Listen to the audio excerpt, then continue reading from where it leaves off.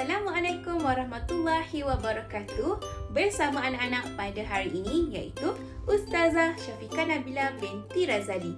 InsyaAllah pada hari ini kita akan belajar mata pelajaran Pendidikan Islam tahun 4. Adakah anak-anak sudah bersedia? Mari kita belajar bersama-sama. Baiklah, tajuk pembelajaran kita pada hari ini berkaitan dengan bidang ibadah, iaitu mari bersuci. Sebelum itu, mari kita lihat dahulu objektif pembelajaran kita pada hari ini. Yang pertama adalah menerangkan pengertian najis. Yang kedua, anak-anak dapat menjelaskan bahagian dan jenis-jenis najis dengan betul. Dan yang ketiga adalah anak-anak dapat menunjukkan cara-cara bersuci daripada najis dengan betul. Baiklah, mari kita lihat dahulu atau kita pelajari tentang pengertian najis. Anak-anak di luar sana bolehlah membuka buku teks Pendidikan Islam muka surat 114. Baiklah, mari kita lihat ataupun kenali apakah pengertian najis. Najis ialah semua benda yang kotor yang menghalang kita daripada sah solat, seperti darah dan juga tahi. Okey, anak-anak faham maksud pengertian najis? Iaitu semua benda yang kotor yang menghalang kita daripada sah solat, seperti darah dan juga tahi. Jika anak sudah memahami pengertian najis, mari kita lihat pula jenis-jenis najis. Anak-anak bolehlah membuka buku teks muka surat 115. Najis terbahagi kepada 3. Okey, najis yang pertama adalah najis mukhaffafah. Okey, najis mukhaffafah. Okey, najis yang seterusnya adalah najis mutawassitah. Najis mutawassitah. Okey, najis yang ketiga adalah najis mughallazah. Najis mughallazah. Okey, jadi jenis najis pada hari ini sebanyak 3 jenis sahaja. Baiklah, mari kita pergi satu persatu tentang jenis-jenis najis. Najis yang pertama adalah najis mukhaffafah. Apa itu najis mukhaffafah?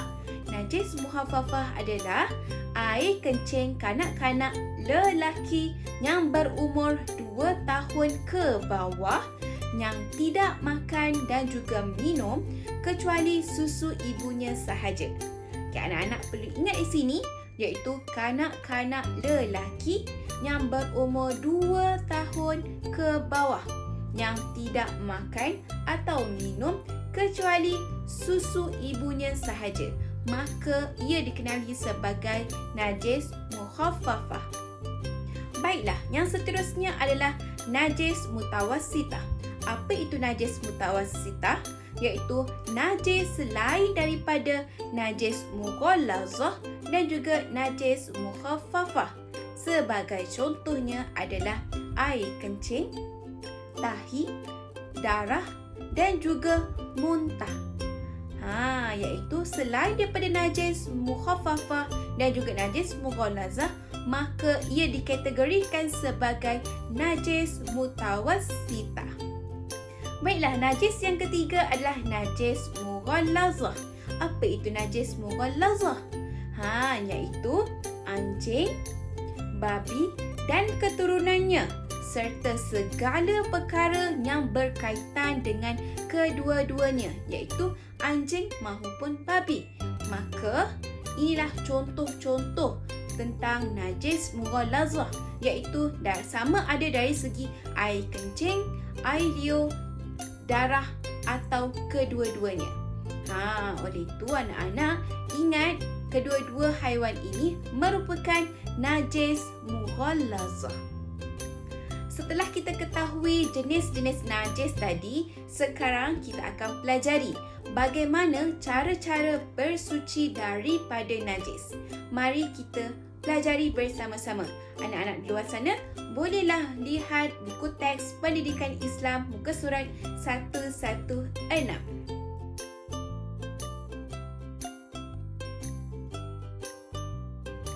Yang pertama, mari kita lihat cara bersucikan atau menyucikan najis mukhaffafah. Caranya adalah dengan merenjiskan air mutlak ke tempat yang terkena najis. Okey, iaitu apa tadi najis mukhaffafah? Iaitu najis air kencing bayi lelaki berumur 2 tahun ke bawah yang tidak makan, tidak minum, maka caranya adalah dengan merenjiskan air mutlak ke tempat yang terkena najis. Baiklah, mari kita lihat cara membersihkan najis mukhaffafah. Pertama sekali, pada tempat najis tersebut, apa yang kita perlu buat adalah yang pertama, renjiskan air mutlak ke tempat yang terkena najis. Renjiskan sahaja.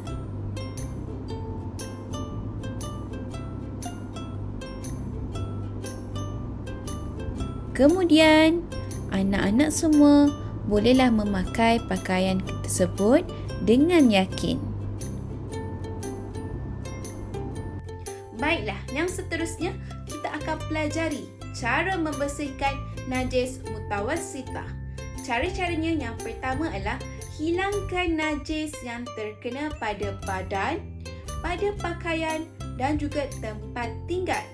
Yang kedua, setelah hilangkan najis tersebut, maka kita perlu bersihkan dengan air mutlak sehingga hilang kesannya dari sama ada dari segi warna, bau dan juga rasa.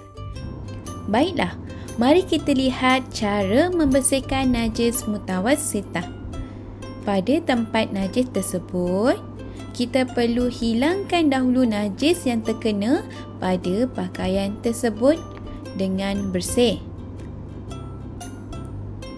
Kemudian, basuh dengan air mutlak sehingga hilang kesannya, sama ada dari segi warna, bau dan juga rasa.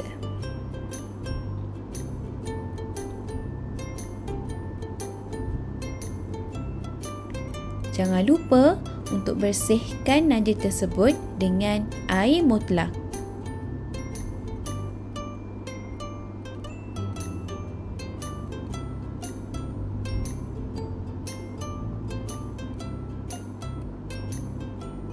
Baiklah, anak-anak boleh keringkan pakaian tersebut dan memakainya dengan yakin. Baiklah, yang seterusnya adalah najis mughallazah. Bagaimana cara kita hendak membersihkan najis ini? Mari kita sama-sama pelajarinya. Yang pertama, anak-anak perlulah hilangkan dahulu najis yang terkena pada badan, pakaian dan juga tempat tinggal. Buangkan dahulu najis tersebut. Kemudian, anak-anak apa perlu buat iaitu adanya satu air tanah ataupun sediakan tanah dan juga air. Kemudian kita basuh dengan air tanah tersebut sebanyak 1 kali. Yang ketiga, kemudian apa yang anda perlu buat? Basuh dengan air mutlak sebanyak 6 kali sehingga hilang bau, warna dan juga rasa. Mari kita lihat cara-cara membersihkan najis mughallazah. Pertama sekali, apa yang adik-adik perlu buat? Sediakan air mutlak dan juga tanah. Apa yang anak-anak perlu buat adalah yang pertama, hilangkan najis dahulu yang terkena pada badan, pakaian dan juga tempat tinggal. Sebagai contoh, kita menghilangkan najis yang terdapat pada kasut ini. Kemudian, apa yang anak-anak perlu buat? Kita perlu mencampurkan air dan juga tanah.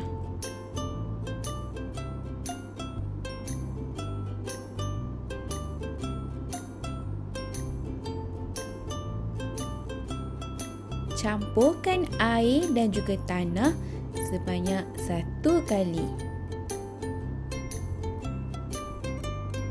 Kemudian, anak-anak bolehlah membasuh pakaian tersebut ataupun kasut tersebut dengan menggunakan air tanah tadi dengan 1 kali.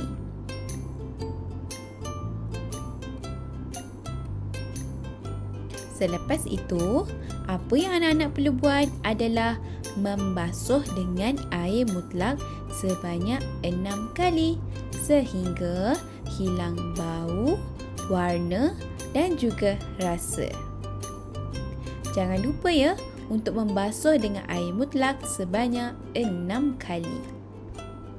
Sebagai rumusan bagi tajuk pembelajaran kita pada hari ini, Ustazah nak nasihatkan kepada anak-anak semua, bersama-samalah kita mengamalkan amalan menjaga kesucian dan kebersihan dalam semua aspek kehidupan kerana ia memberikan kesan yang sangat positif terhadap diri, agama dan juga masyarakat.